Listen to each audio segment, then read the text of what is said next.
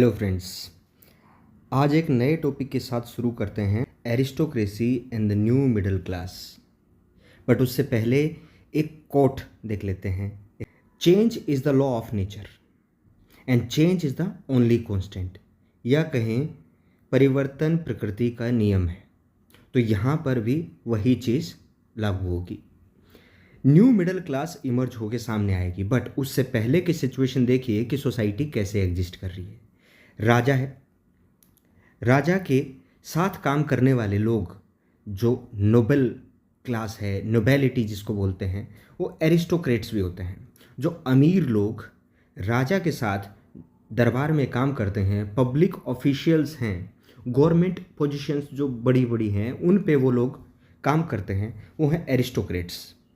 तो हम देखेंगे एरिस्टोक्रेसी यहाँ पर कैसे प्रिवेल करती है। एरिस्टोक्रेसी जो है वो है लैंडेड एरिस्टोक्रेसी। इनके पास धन के रूप में इनके पास प्रॉपर्टी है, वो है लैंड की, और लैंड की प्रॉपर्टी ही इन्हें सोशली और पॉलिटिकली मजबूत बनाती है। इसीलिए ये लोग क्या हो जाते हैं, डोमिनेंट क्लास हो जाते हैं या प्रोड्यूसिंग क्लास हो जाते हैं। विदाउट प्रोड्यूसिंग क्लास तो इकोनॉमी ग्रो ही नहीं कर सकती, और राजा को ये सपोर्ट करते हैं। तो कह सकते हैं ये इक्वल टू राजा होते हैं, किंग, और उसके बाद ये, तो इनके हाथ में भी पावर होती है। इनको फ्यूडल लॉर्ड्स भी कहा जाता है, या फ्यूडल सिस्टम को चलाने वाले यही लोग होते हैं। इनके पास कंट्री साइड में या गाँव में आसपास के, वहाँ भी इनके पास काफ़ी बड़े बड़ी ज़मीनें हैं, स्टेट्स हैं, टाउन में भी इनके पास हाउसेस हैं। कि ये समाज में बहुत कम लोग हैं। आज के समय में भी देख लीजिए, समाज में या सोसाइटी में अभी आप देखें तो रिच क्लास कितनी है, केवल मैक्सिमम 10% लोग ही अमीर हैं किसी भी सोसाइटी में। एरिस्टोक्रेसी है यहाँ की, वो यूनाइटेड है केवल उनके वे ऑफ लाइफ की वजह से। उनका कॉमन एक जीने का तरीका है, उसकी वजह से वो लोग इकट्ठे हैं। चाहे वो किसी भी रीजन में रह रहे हों, पर वो यदि पूरे किंगडम में कहीं भी रह रहे हैं, उनका वे ऑफ लाइफ ही उन्हें इकट्ठा या एक साथ जोड़ता है। और ये लोग कैसी भाषा बोलते हैं, हम पहले भी पिछले वीडियो में भी हमने देखा कि एरिस्टोक्रेसी की एक अलग लैंग्वेज है हर जगह की। तो यहाँ फ्रांस में ये फ्रेंच बोलते हैं, और ये पर्पस ऑफ डिप्लोमेसी या फॉरेन रिलेशंस या कोई ऑफिशियल पर्पस से जो भी बातचीत होती है उसमें ये फ्रेंच भाषा का इस्तेमाल कर रहे हैं। और ये हाई सोसाइटी में रहने वाले लोग जब आपस में किसी पार्टी ब्याह शादी में मिलते हैं, उसमें भी ये फ्रेंच भाषा का ही इस्तेमाल करते हैं। और इनके आपस में रिलेशंस मैरिज की वजह से हैं। अमीर लोगों की शादियां अमीर घरानों में ही हो रही हैं, इसी वजह से फैमिली टाइज, कोई नई फैमिली इनमें एंटर नहीं हो रही है अमीर होके। ये अमीर लोग आपस में ही शादियां करके अपनी प्रॉपर्टी को, अपनी एरिस्टोक्रेसी को कन्फाइंड कर दे रहे हैं, सीमित कर दे रहे हैं। और बाकी बची हुई मेजोरिटी पॉपुलेशन कैसी है, पीजेंट्री या फिर किसानी। आप इस मैप को हमने लास्ट में भी देखा, इसको ऐसे ही देखिए, ये सेंटर, ये कुछ वेस्टर्न पार्ट ऑफ यूरोप और ये ईस्टर्न पार्ट ऑफ यूरोप। अब इसे में देखेंगे वेस्ट, सेंटर और ईस्टर्न यूरोप। यहाँ जब वेस्ट की बात करें तो बल्क ऑफ लैंड, देखिए लैंड की कोई कमी नहीं है, फिर भी यहाँ पर भी लैंड है, वास्ट स्टेट्स बनेंगे, बट बल्क ऑफ लैंड, ज़्यादातर जो ज़मीनें हैं वो टेनेंट्स किराए पे जो ले रहे हैं, वो उसमें कुछ खेती कर रहे हैं, या फिर जिनके पास ज़मीनें हैं और वो खुद खेती कर रहे हैं, वो स्मॉल ओनर्स, वो ज़्यादा बड़े फ्यूडल लॉर्ड्स नहीं हैं यहाँ पर। सेंट्रल और ईस्टर्न यूरोप की जब बात करें तो यहाँ की लैंड होल्डिंग वास्ट स्टेट्स में है, और यहाँ पर जो काम करने वाले लोग हैं वो हैं सर्फ या एग्रीकल्चरल स्लेव्स।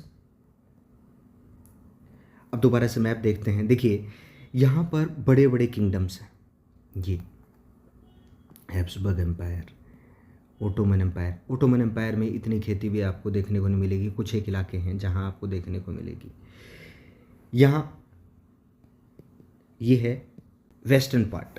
अब वेस्टर्न पार्ट में क्या है, या तो स्मॉल ओनर्स है या फिर टेनेंट्स है, और यहाँ पर वास्ट स्टेट्स हैं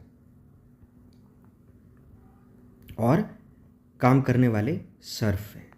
अब मेजॉरिटी में देखें तो वेस्टर्न और पार्ट ऑफ सेंट्रल यूरोप के लोगों ने, या फिर ये जो टीनेंट्स वाले थे या स्मॉल ओनर्स थे, इन्होंने क्या किया, अब इनके पास इतनी बड़ी ज़मीनें नहीं हैं कि ये खुद से ही दूसरी कंट्रीज़ या अपने ही एम्पायर में अच्छे से चीज़ों का ट्रेड कर सकें। बट इन्होंने शुरू किया एक अलग से चेंज के साथ इंडस्ट्रियल प्रोडक्शन, और उस इंडस्ट्रियल प्रोडक्शन के साथ ट्रेड करना शुरू किया फिनिश्ड गुड्स का।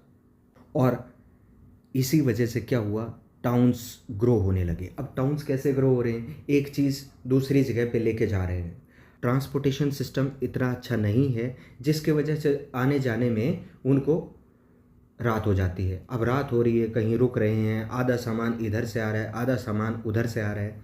बीच में जहाँ भी रुक रहे हैं वहाँ बन गए ट्रेड सेंटर्स।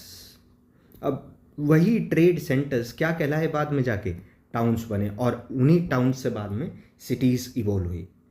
जब ऐसा होगा तो कुछ एक जो ट्रेड करने वाले लोग हैं उनके पास भी पैसा आएगा, और इसी चीज़ से इमर्जेंस होगा एक नई कॉमर्शियल क्लास का, और प्रोडक्शन मार्केट में ज़्यादा दिखने लगेगा।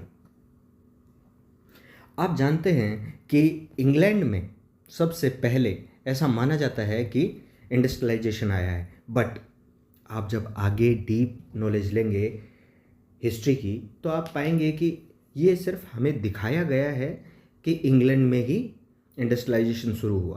पैरेलल स्टेट्स ऐसी रही हैं जहाँ पर इंडस्ट्रियलाइजेशन किसी न किसी मायने में शुरू हो चुका था, चाहे वो हैंडीक्राफ्ट इंडस्ट्रीज हो, बट मैकेनाइजेशन जो इंडस्ट्रीज़ का हुआ है वो आप कह सकते हैं कि इंग्लैंड में शुरू होता है सेकेंड हाफ में 18th सेंचुरी के या 1750s के बाद में। बट साथ में उसी के इंग्लैंड के नीचे आप जब देखते हैं तो आप देखना यहाँ फ्रांस के बाद में यहाँ जर्मनी और स्पेन, ये आसपास के वो इलाके हैं जहाँ आपको देखने को मिल रहा है कि इंग्लैंड के पास में है। यहाँ 1750s या 18th सेंचुरी, उसी का प्रभाव ज़्यादा नीचे देखने को मिलेगा बजाय कि सेंटर या ईस्टर्न यूरोप में। तो वेस्टर्न यूरोप सबसे पहले देख पाएगा इंडस्ट्रियलाइजेशन को।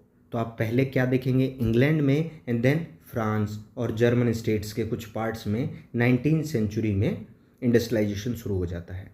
और जैसे ही मैंने बताया, ट्रेड के साथ एक न्यू सोशल ग्रुप एग्जिस्टेंस में आता है, एक नई वर्किंग पॉपुलेशन आ जाती है, मिडिल क्लास इवॉल्व हो जाती है। जो वर्किंग पॉपुलेशन का नाम लिया है, इससे जान लीजिए जो लोग पहले खेतों में काम कर रहे थे वो लोग कुछ एक मार्केट की तरफ रुख किया उन्होंने, वो अब नई वर्किंग क्लास बन चुके हैं। वहाँ जाके मार्केट में या तो अपना छोटा मोटा काम किया है या फिर वो ट्रेड में ही इधर से उधर सामान लोडिंग अनलोडिंग का काम शुरू किया है। तो एक वर्किंग क्लास शुरू हुई है और एक नई मिडिल क्लास इवॉल्व हुई है। जो मिडिल क्लास है वो किन लोगों को मिलके बन रही है, इंडस्ट्रियलिस्ट हैं, बिजनेसमैन हैं, प्रोफेशनल्स हैं। ये तीनों वर्ड आपको याद होने चाहिए, इससे आप अच्छे से समझिए कैसे। जो अपर क्लास लैंड ओनर्स की है, एरिस्टोक्रेट्स की है, अभी हमने देखा। जो न्यू मिडिल क्लास है वो इंडस्ट्रियलिस्ट की है, बिजनेसमैन की है और प्रोफेशनल्स की है। तो इसमें जो काम करने वाले लॉयर्स हैं, टीचर्स हैं, स्टेट्स का काम करने वाले लोग हैं, जज का काम करने वाले हैं, डॉक्टर्स हैं, ऐसे ही और भी प्रोफेशंस हैं जिनमें काम करने वाले लोग हो जाएंगे मिडिल क्लास में। और बाद में वर्किंग क्लास तो आप देख ही रहे हैं, वही है। सोशल स्ट्रक्चर ही चेंज हो जाता है सोसाइटी का। जो पहले सिर्फ एरिस्टोक्रेट्स थे, नोबेलिटी सो कॉल्ड, इनके ऊपर किंग भी हुआ करता था, और दूसरी हुआ करती थी सिर्फ वर्किंग क्लास जो उनके खेतों में काम करते थे। बट जो चेंज सिनेरियो है उसमें क्या हो गया, नोबेलिटी, मिडिल क्लास और देन वर्किंग क्लास।